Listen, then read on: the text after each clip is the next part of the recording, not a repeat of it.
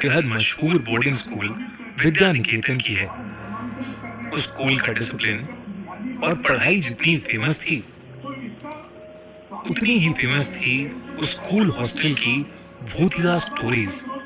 एक रात 12th class के 4 दोस्त मिलकर वही भूतिया बातें डिस्कस कर रहे थे, जब उनमें से एक लड़का सूरज कहने लगा कि उसके पास एक ऐसा गेम है जिसकी हेल्प से वो ये पता लगा सकते हैं कि हॉस्टल की सब फेमस बातें सच भी हैं या नहीं।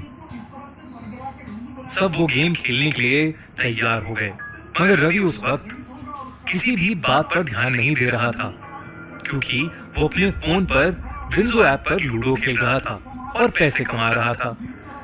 सूरज ने रवि के हाथ से फोन छीना और उसे भी वो भूतिया गेम खेलने बिठा दिया।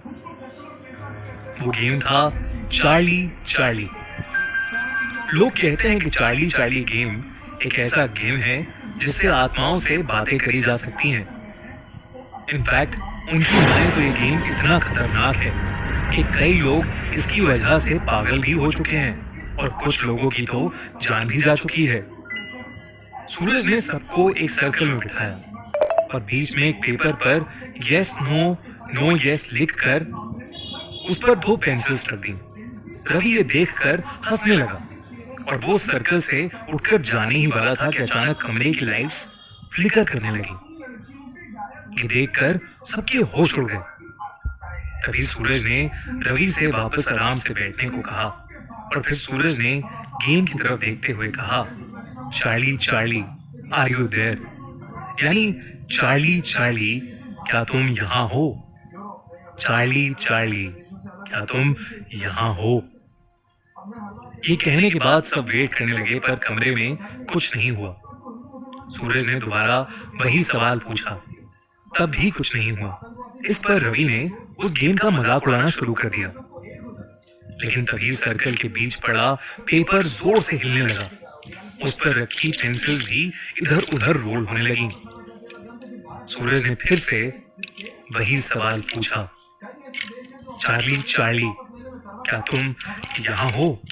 और तभी पेंसिल घूमकर यस पर पॉइंट करने लगी। सब हैरान होकर एक दूसरे को देखने लगे।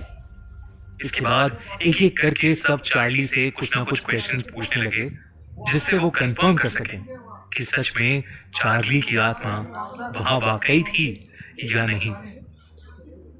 किसी ने पूछा, चार्ली क्या तुमने आज तक किसी को डराया है?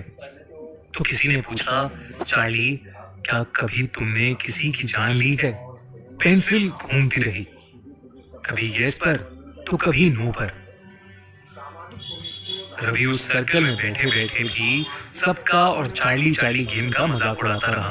उसे अब भी लग रहा था कि सूरज सबके साथ कोई मजाक कर रहा है। सबकी बारी हो चुकी थी और सूरज ने रवि को चार्ली से सवाल पूछने के लिए कहा। रवि ने मजाक में पूछा, चार्ली क्या तुम बेवकूफ और पागल हो? इस पर पेंसिल नहीं हिली और रवि को विश्वास हो गया कि चार्ली चार्ली गेम बकवास है और वो सर्कल से उठ गया। लेकिन जैसे ही वो वहां से उठा, उसी वक्त पेंसिल घूमकर यस पर पॉइंट करने लगी और फिर जोर जोर से हिलने लगी। कमरे की लाइट्स अब और जोर से फ्लिकर कर रही थीं। सब डर के मारे अपनी जगह पर जम से गए थे। तभी अचानक से लाइट चली गई और पूरे कमरे में अंधेरा हो गया। उस अंधेरे में उन दोनों लड़कों को बस 2 चमकती लाल आंखें दिख रही थीं, जिसे देखकर वो बुरी तरह डर गए थे। सूरज ने जल्दी से जाकर लाइट ऑन की। तभी सबकी नजर रवि पे गई और सभी ने जो देखा वो देखकर सबके पैरों तले जमीन खिसक गई। रवि का चेहरा अचानक नीला पड़ गया था। धीरे धीरे वो वहीं खड़ा खड़ा कांपने लगा। उसकी आंखें सफेद हो गई थीं और वो एक अजीब सी आवाज में चिल्लाने लगा, जैसे कोई उसका गला घोट रहा हो।